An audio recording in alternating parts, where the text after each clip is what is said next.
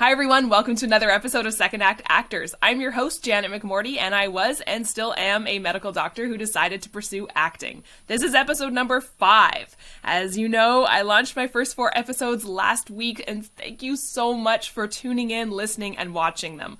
I am very jet-lagged and very sleepy. If you saw on my Instagram, I got thrown into a very exciting last-minute opportunity to travel to an unnamed European country, Spain, with an unnamed women's national team, soccer, as part of my not acting job, obviously, but sports medicine job. It was a blast, but I had massive tech issues trying to get everything uploaded for Friday because I was in Spain, where apparently some web series and podcast distribution sites are blocked in that country. Didn't know that, but I think everything's okay now. I think everything is all up, and I'm getting great comments, great feedback from people, so thank you for tuning in. I'm so excited for this next episode. So my guest is Karrie Kwong. Karrie Kwong is a wonderful, uber-talented actress who had a corporate role in advertising before she switched full-time into acting. Now, there were mega tech issues with this episode. I don't know what happened, but it recorded me perfectly fine, but didn't record Karrie. And so we had to use a backup to the backup to the backup of Karrie's interview, recorded my stupid face and my voice perfectly fine, but Karrie's got all jumbled and messed up. So, appreciate the mega tech gurus behind Riverside FM, where I use to record, as well as my tech friend Jackie. Everything turned out okay. It looks a little different. It sounds a little different. I apologize. But the story is still there. And the story is incredible. We talk a ton about actor mindset and just mindset in general. Something that Karrie has done a lot of work on for herself. And as you'll hear or see, she flips the switch and starts asking me questions about mindset and my career. So please enjoy who I now call Therapist Karrie. Please enjoy Karrie Kwong.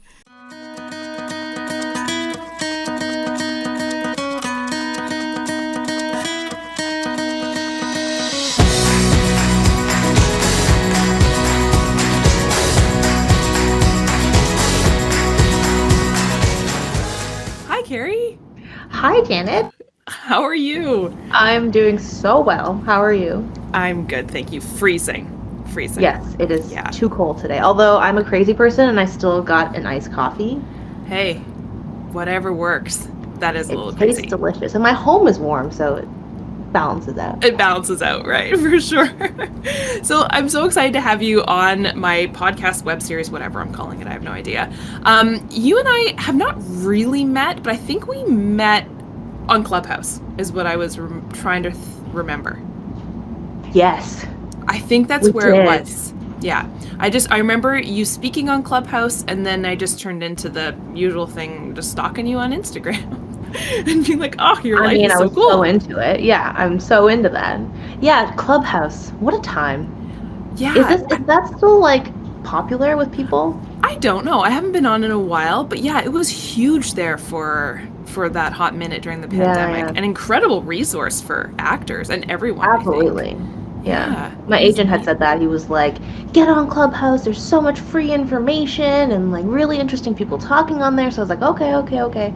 But then, I feel like everyone kind of dropped off. Yeah, I think so too. Well, again, I think as the world opened up, everyone was going, oh, we can also do this in person in a lot of places, except for here in Canada. I think all the people in the States were like, we're done with Clubhouse. But us Canadians were like, no, we're still locked down. Yeah, exactly. Especially Ontario.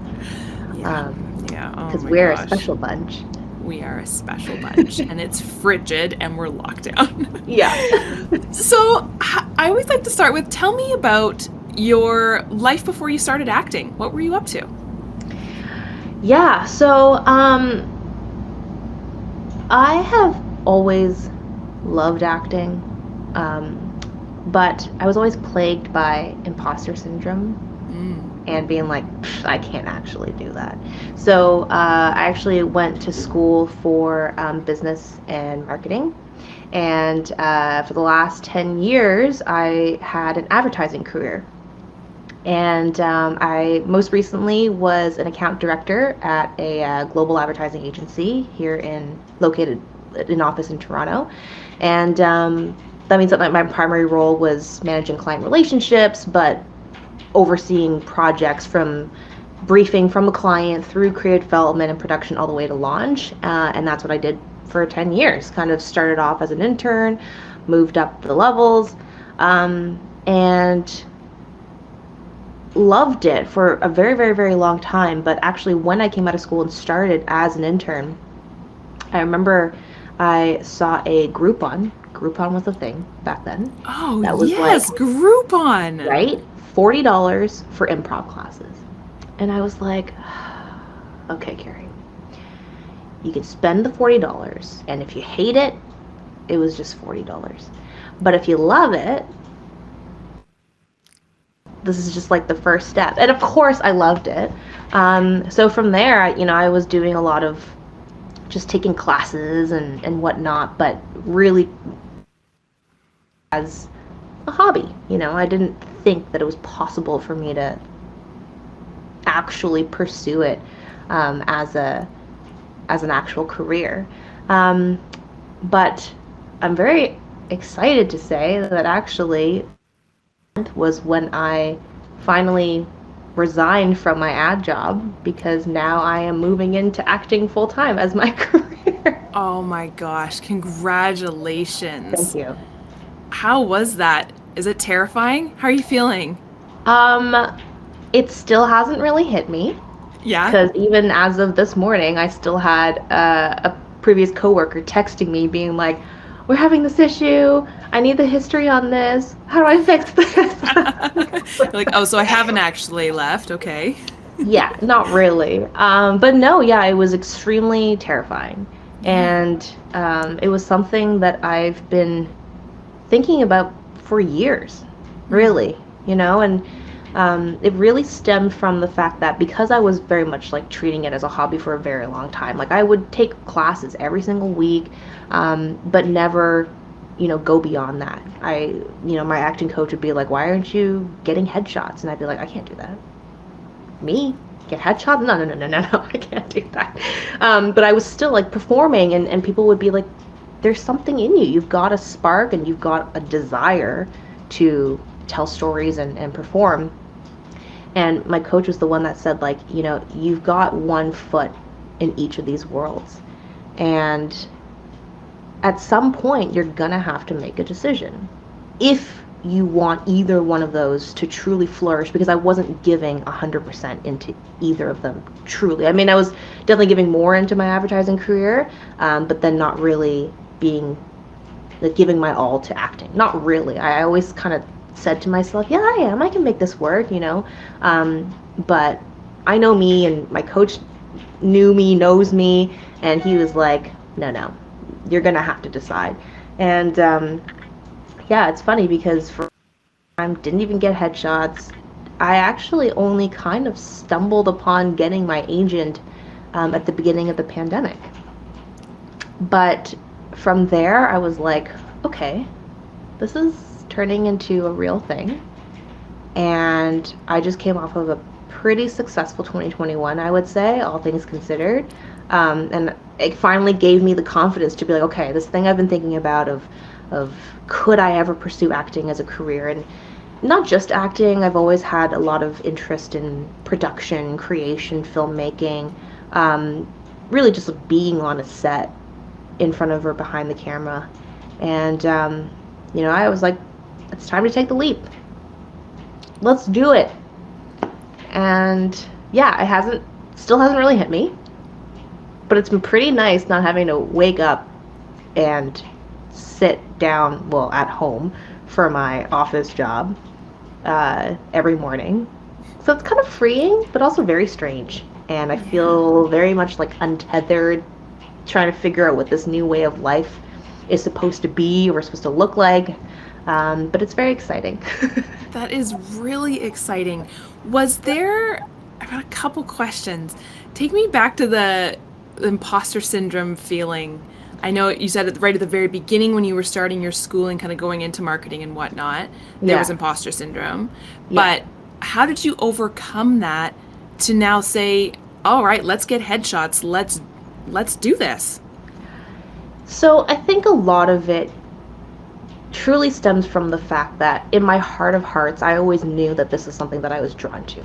So even if I wasn't acting, the reason why I felt such incredible imposter syndrome is that from a young age I was already performing. Like, I remember I would throw concerts for my family and just like sing on a karaoke machine very loudly at home and have no qualms about doing that.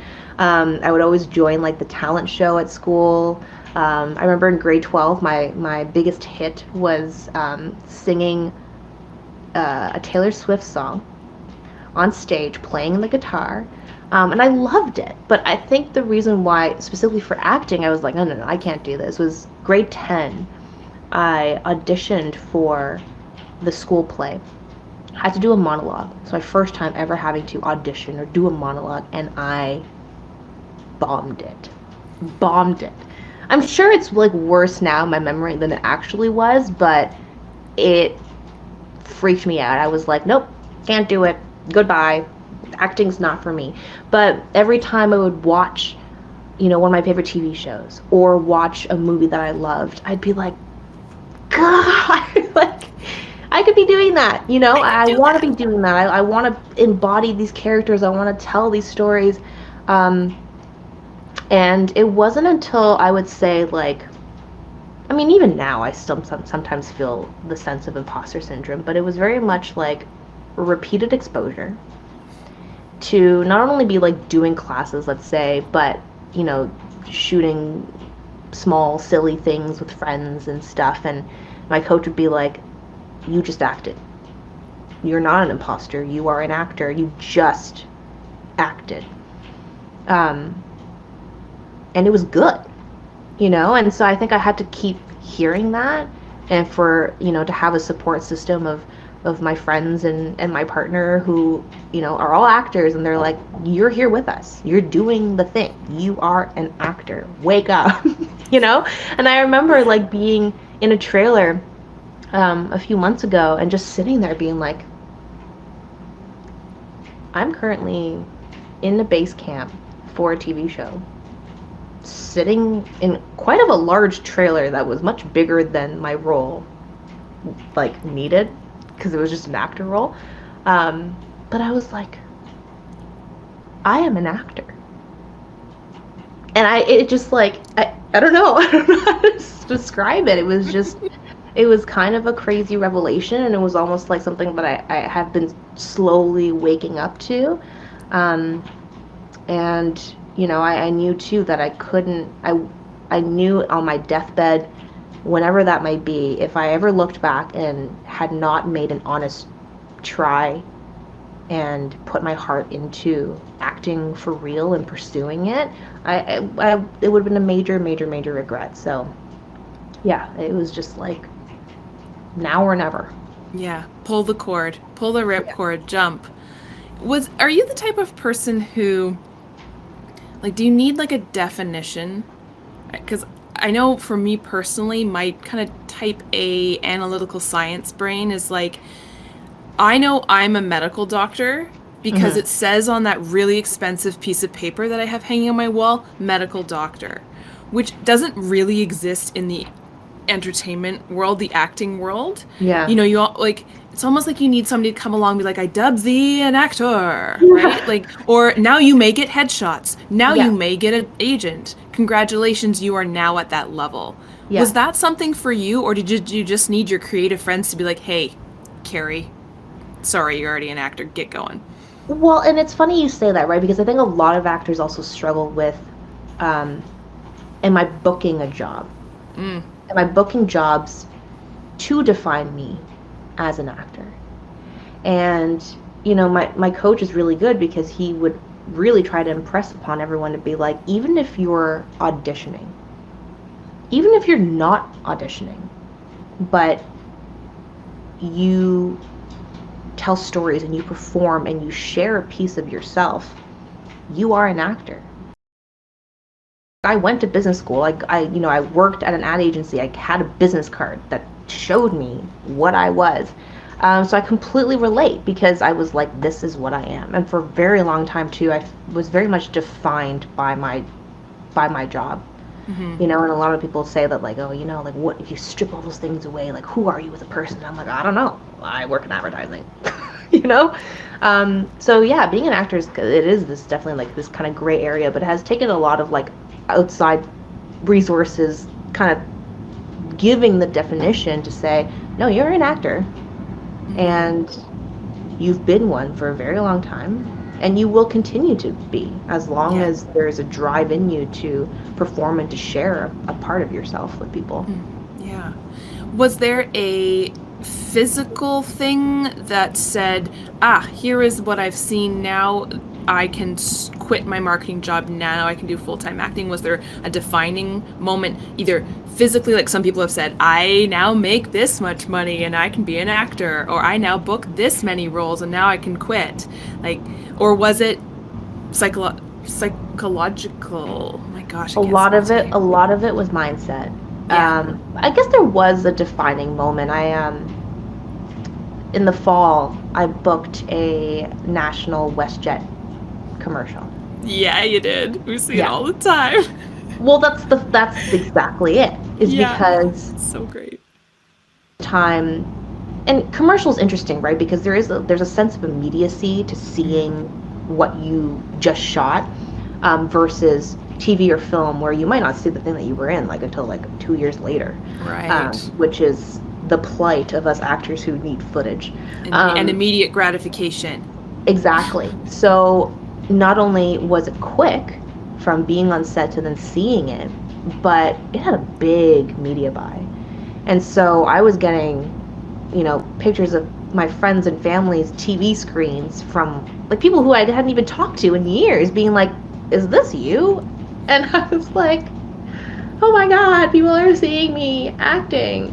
And it's funny because it wasn't even like, I wouldn't call it my most outstanding performance to date either, and part of that I would say is just editing choice of the take that they ended up going with. But that was a big moment to be like, oh, not only, am I acknowledging that I'm doing this, that my circle of people are acknowledging that I do this, but outside sources are giving this sort of recognition and validation. And I'm the kind of person who likes sort of like validation, of course, and acknowledgement. Into acting, of course. Yeah. So I was like, whoa,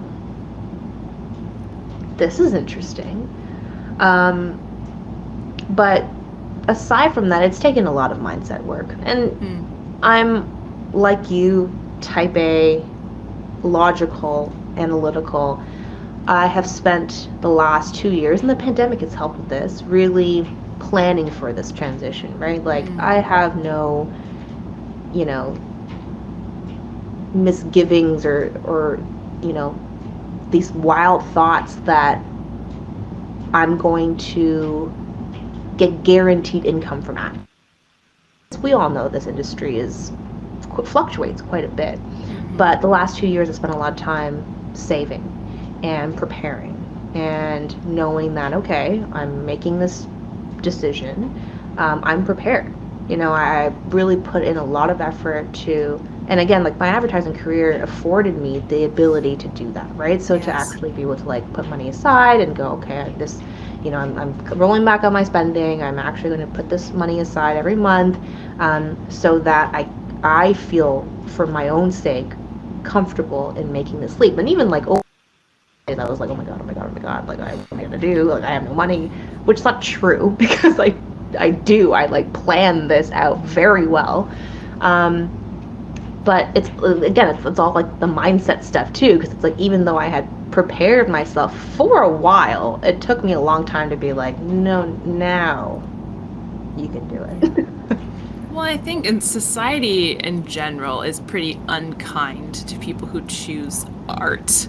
And, because I think people see art as, a passion and a pastime, which it is beautifully for a lot of people. But as soon as you make it into a business, people get confused, I think. And like that's where I think people like yourself who have this type A logical mindset, planning mindset, can just thrive in recognizing that this is a business. You're not just coming at this willy-nilly, and can allow the creative artist to flourish, but also be really practical in the fact that the audition is the job, but also you need the money to survive. And I think well, sorry, I was just gonna say, like, I've had a lot of thought about that because, you know, traditionally, when you think of people who are full-time actors, you think, oh, you know, there's also a server, or they work some other kind of part-time job, and it has to be that way because that's what gives them the flexibility then to, you know, change a shift in order to go to an audition or do an audition or go to set or whatever. And this last 2 years have really shone a light that is a very archaic way of thinking.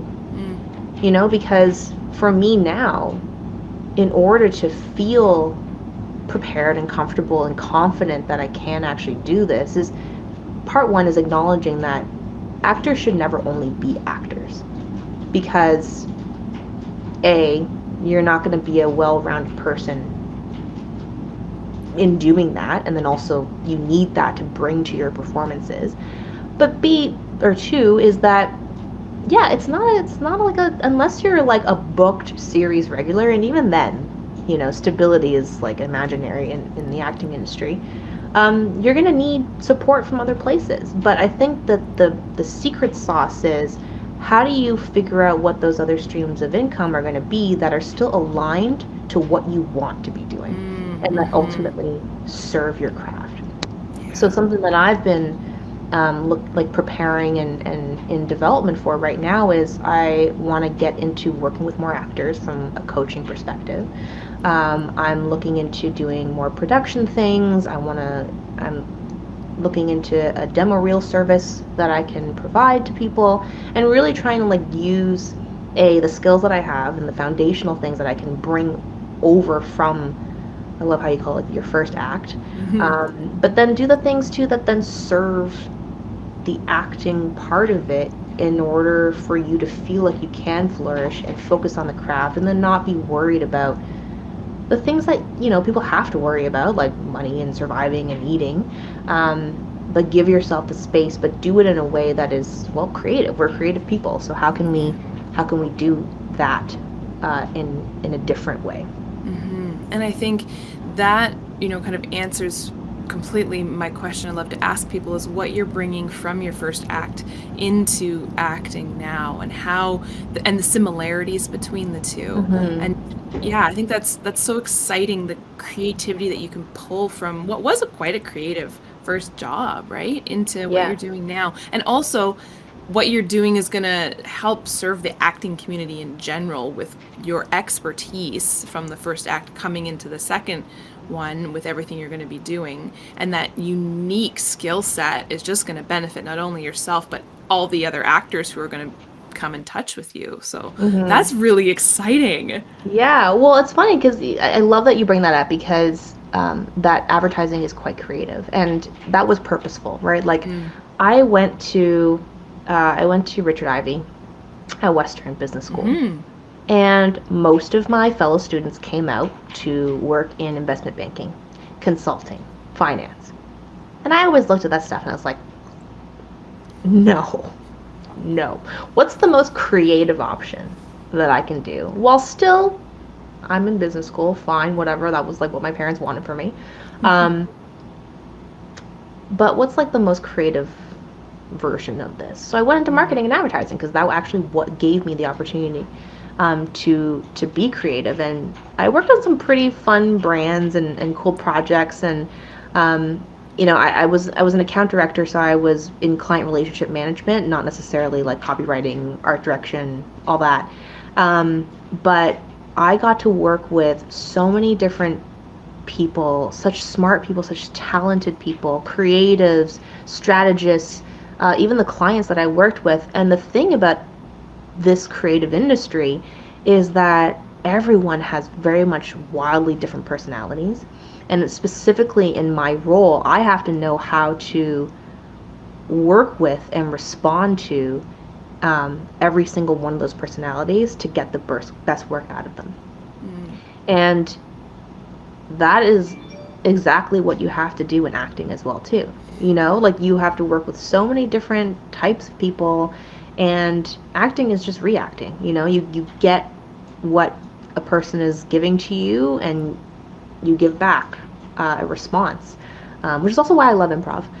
But I love that because there is that sort of like, it's just another people-based, relationship-based industry. Has there been anything really surprising about the industry for you? I mean, a lot of it is, first is this notion of acting as a business. Because I don't think most actors are tuned into that way of thinking. But when you recognize that that's the truth, then you know that you, as the actor, are the product. And it's kind of a cold way of looking at it for a lot of people, because acting is very emotive and emotional. But especially with someone like me, who has the marketing brain, it actually really helps me put that in perspective, because then the product or the person that you're putting in front of people needs to be the best that it can be. And how do you become the best that you can be? One is your craft. And in order to be really good at your craft, you have to be working at it every single day. And I remember that when I was in class and someone said that, a lot of like minds were blown. And I think even now, a lot of people like don't really think about that. But every other artist career works on their craft every single day. Even if it's just for like 15 minutes. But sometimes I know actors who just like don't, you know, if they're not constantly auditioning, let's say, they just like don't act for weeks. And then they're like, they come back into it and they wonder why they feel kind of rusty and uncomfortable and like the words aren't coming out right. But the reality is you have to work on it. Whether that is, you know, putting yourself on tape for whatever reason, reading a play or a monologue, taking a class, watching content and appreciating what other people are doing, and consistently doing that. And that for me, like even now, I'm like, oh yeah. Even as I'm saying that, I'm like, did I tape myself today yet? No, I should do that. But the other part of it is then, in order to also have the best product that you can be, is you have to protect your aura. And I don't think enough people talk about this, is that if you're not taking care of not just your physical health, your mental health, but also your emotional health, you can't show up to give your best and to give a performance, no matter what kind of performance, in what genre, but you have to sort of make sure that you are, to the best of your ability, you and the best you, in order to deliver something that's going to impact people and connect with people and have people look at you and go, oh, I relate to this person. That for me was the biggest thing. And even now I'm still kind of like, oh, yeah. What do you do to work on your emotional health? This is something that is a big challenge for me right now, to figure out how to do that. Mm-hmm. Because what I learned most, especially in the back half of 2021, because my ad work got very, very busy, is, you know, I've always, you know, advertising is a pretty grueling industry. It can be. We often, and it's funny that I'm saying this to you, we often have to tell ourselves we are not saving lives. Because sometimes it really feels like it's life or death if something is off schedule or over budget, or client wants something but either someone just disagrees or we don't have time to do it or whatever. And it gets very, very stressful. And there have been years where I would work 12-hour days every day, weekdays, weekends.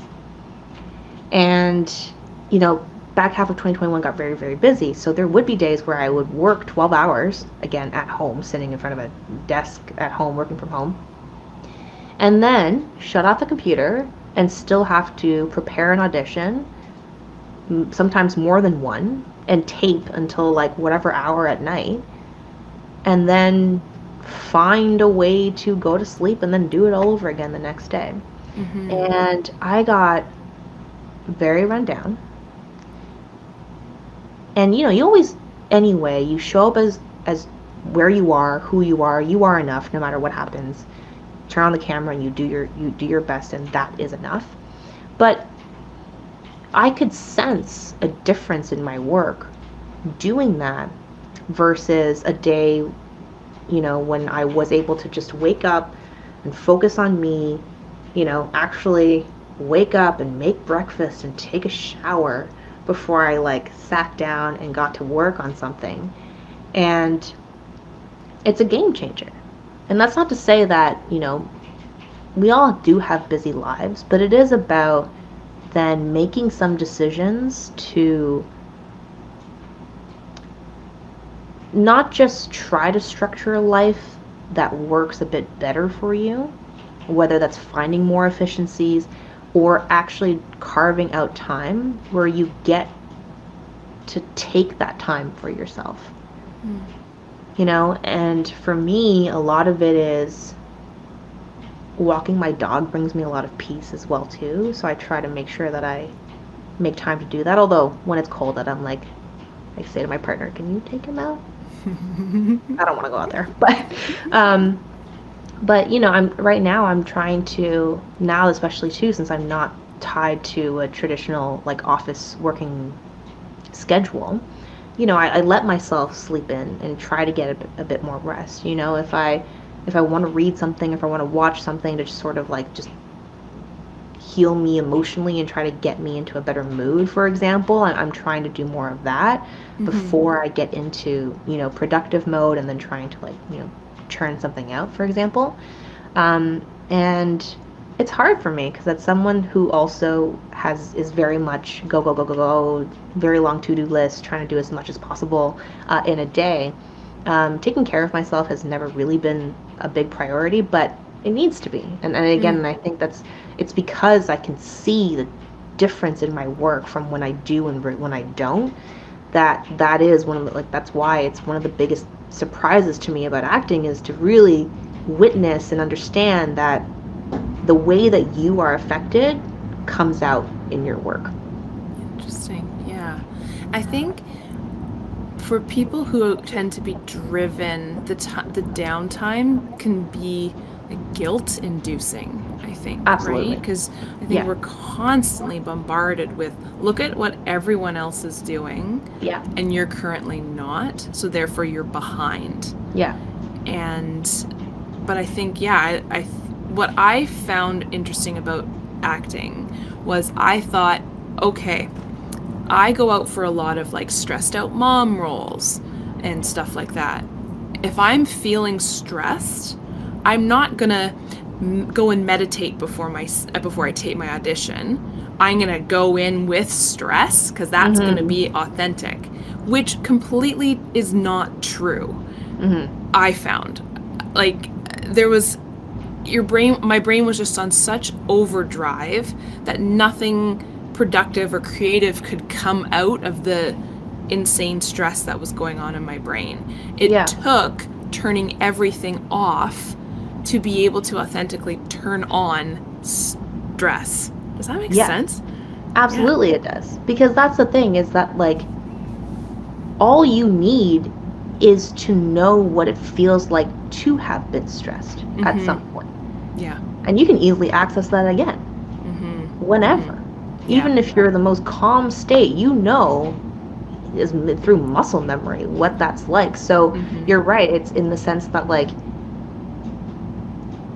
you can give yourself the time to reel back and to rest and relax and then kind of come into something like that, which is fascinating.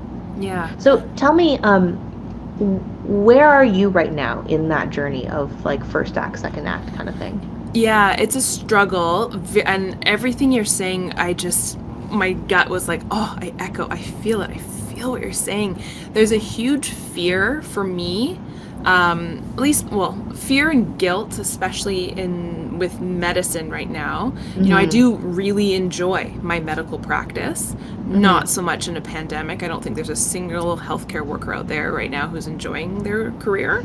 Yeah. So a lot of us are like, what? I don't want to do this anymore. But, Yeah. pandemic aside, I do enjoy it. So, but I really enjoy acting. But I'd been told, similar to you, if you're like, if you have your feet trying to balance in one of two buckets, you're going to Mm-hmm. slide, right? And not be able to give Mm-hmm. 100% to either. So I'm rambling on in the fact that I don't really know, because there's a guilt associated with not doing as much medicine. There's a Yeah. fear about money, for sure, which is Yep. ingrained in me from a cheap Irish upbringing household, right? Money, money, money. Mm-hmm. And then societal pressures, but Mm-hmm. also a feeling of I spent my entire 20s and most of my 30s training to be a doctor, and Mm. now I am not enjoying it. What? Like, you better enjoy it, because you spent your glory days stuck in school trying to be this, right? There's this weird feeling of, why aren't you liking this? You spent so much time doing this. And then it turns out it's not as great as what you thought it would Yeah. be.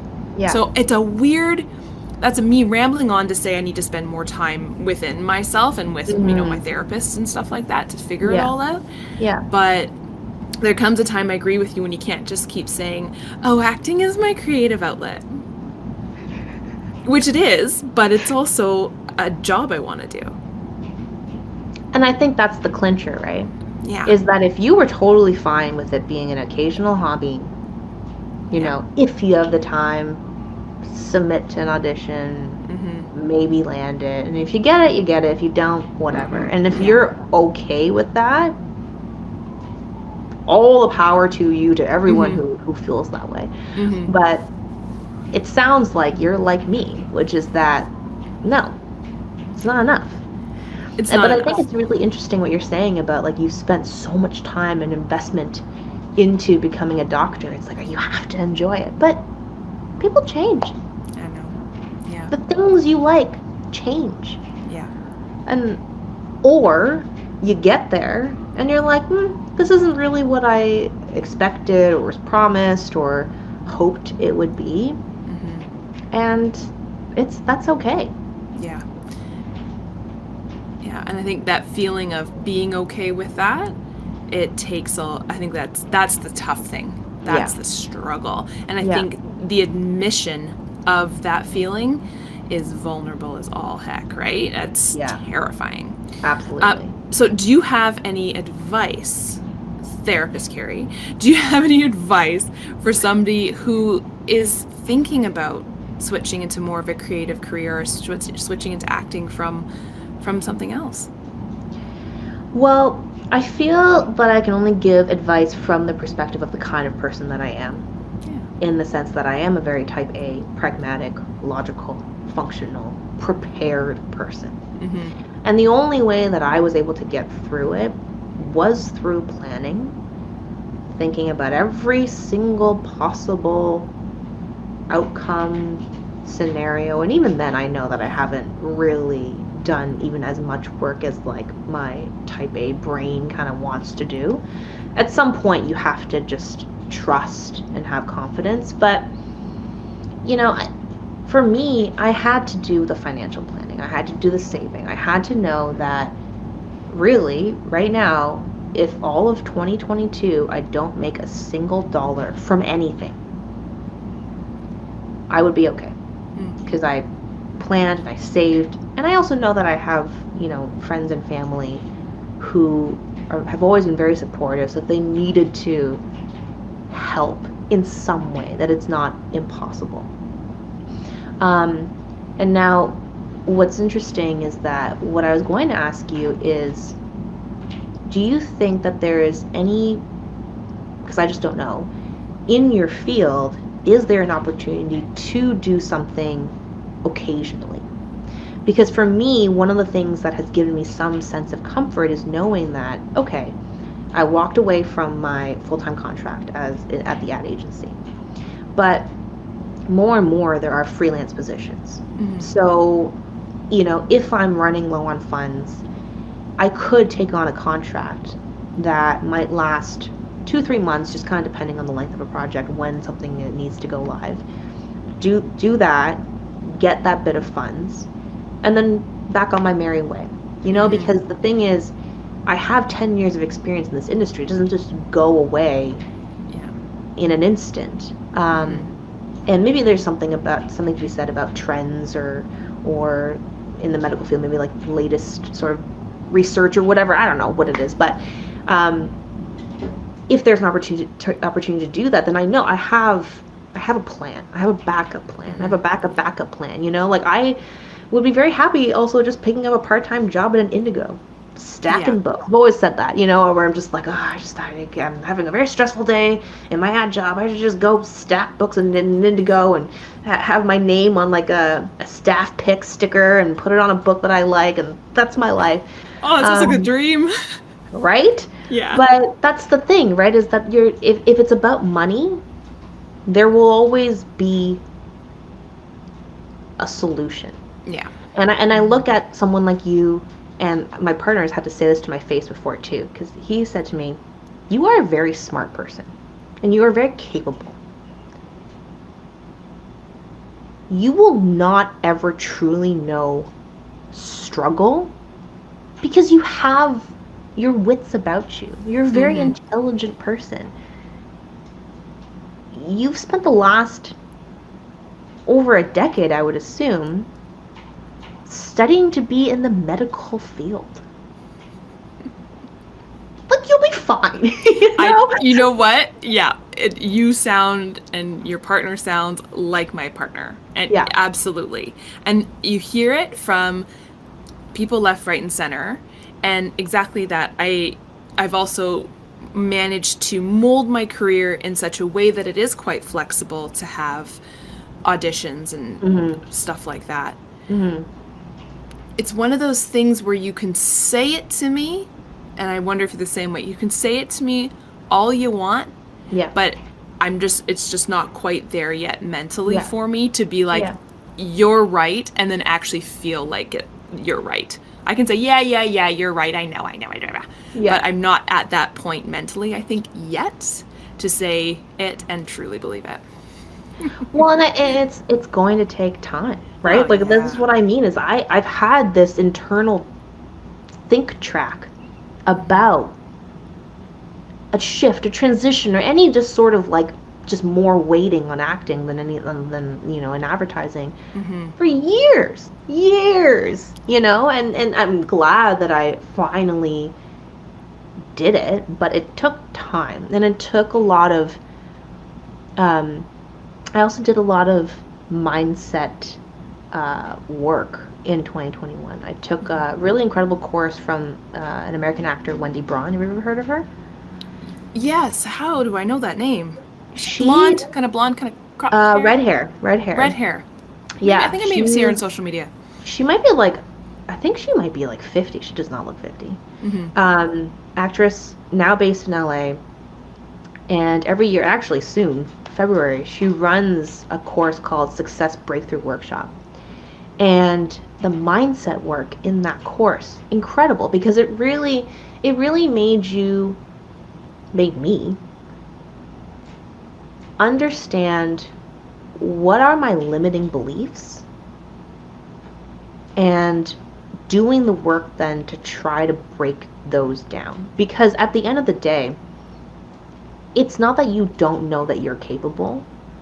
It's that over your lifetime, you've built up voices in your head. Some of them might be your own voice, of those little things in your head that are still going to stop you, that are going to ride the wave of your ego and go, you know what?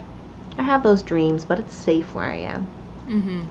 And it's not until you kind of go, you have to, it's repeated exposure. It's also, you know, the sense of like going to therapy and trying to hear the same things over and over and over again until it becomes like the new status quo of what you believe, in order to convince you to make that leap. And I think that I feel very lucky that I got there, because I think a lot of people struggle with this, right? Where there's just something that they want to do, whatever it is, but they just don't, in their heart of hearts, like they can't get over those things in their mind to really believe it. But I think that it takes a lot of that work to break down those blocks and understand where they're coming from, and do they have any truth to them? And if they don't, then it's just about chipping away at them until it feels like, you know, you turn a mountain into a mound that you can actually overcome, and you go, okay, now I feel good about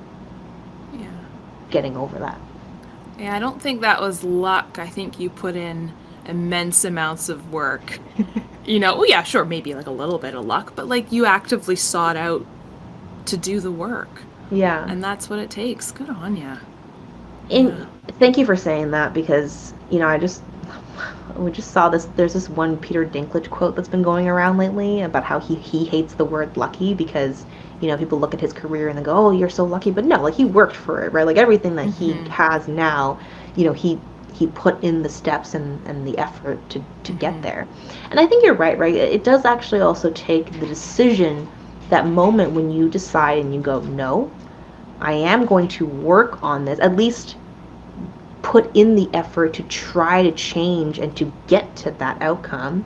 And things will start happening, right? Like, that's the whole notion of manifestation. Like, if I think about, you know, me having a successful 2021 in acting, and that's just by my own definitions of success, it started with the fact that I started 2021 being like, no, I am going to actually work on this. I signed up for that workshop this time last year. And I think that really, like, deciding to work on my mindset, deciding to be like, no, I'm going to try to make this a reality, made it into a reality. I love what you just said there with what you defined as success, right? Because that kind of pivots all the way back to what I was asking you, like, what was the checkbox you had to check off before you could say, now I can start acting full time? It's like, no. Like, there it was, right? You are defining what success is for you as an actor. And I think, hit the nail on the head. So I always ask 3 questions at the very end just to wrap things up, because usually we get kind of exactly what we did, deep into the therapy session, because a lot of people went through some tough struggles to go from first to second act. So my 3 questions are a little bit lighter. So my first question is, do you have any really fun, memorable, funny, hilarious story from your time on set? Or it doesn't have to be on set. It can be anything within acting. I mean, I don't know about, like, hilarious. Something definitely very memorable, though, is right before the holidays, I got cast on a new medical drama that's coming in, that's just come out, which you know about. Yes. And I didn't... It's an act. I don't want to say just. It's an actor role. Episode's coming up in probably a month. But the lead on this show is one of my all-time favorite actresses. Awesome. Like, all-time. Awesome. But the character I got cast as doesn't even have a scene with her. It's with one of the other leads, which is fine. It's totally great. But I was like, oh my god, it's been my dream, one of my dreams, to, like, you know, work on the same show as her. And I was like, it's actually happening. And never saw her on set, but walked past her trailer a couple times, and I just, like, fangirled so hard. And when you walk into the production office, there's a board that says, like, you know, who's shooting for this episode. And I saw her headshot at the top, and mine, oh, my dog's growling, mine right underneath, like, in that same column. And I was like, is this real life? That's awesome. You know? And again, it's not like I was like even in the scene with her. I didn't even see her on set, but I knew she was there. And I just, now we're gonna share a credit, and I just think that that's really cool and fun. That is, again, how you define success is that is awesome. Yeah. That's, fantastic. Well, that's exactly That's it, so right? exciting. It's actually a major win, but Yep. for some they would be like, oh, it doesn't even count, but no, it counts for me. Yeah, it should count for everyone. Yeah. A next question would be, as a side, I'm very excited to see you on this show. Very Thanks. excited. And gotta promote it. It's Good Sam, everyone. It's Good Sam. Yeah. Next question would be, what would you say your parents, loved ones, or guardians, how would they describe what you do for a living? Um, so one of the things that you said earlier, I can't remember exactly now, but it made me think of the fact that I come from an immigrant family. Okay. And I went to business school because I already was like, I don't want to be a doctor or a lawyer. So I will go to business school.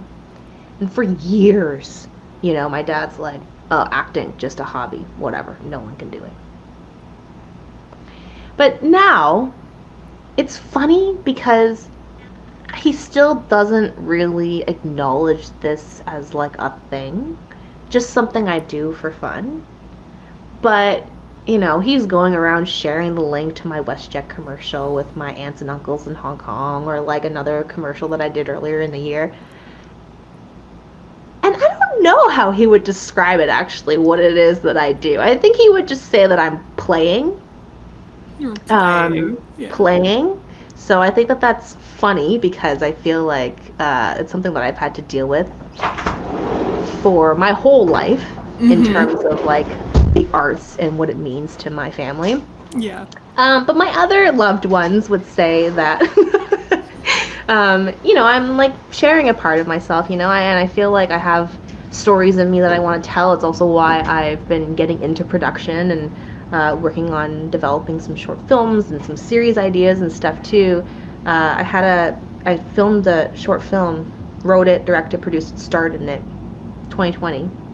And in 2021, it got into film festivals and won some awards and stuff. Very, very exciting.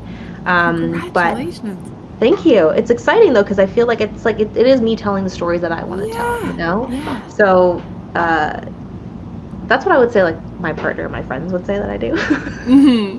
Storytelling.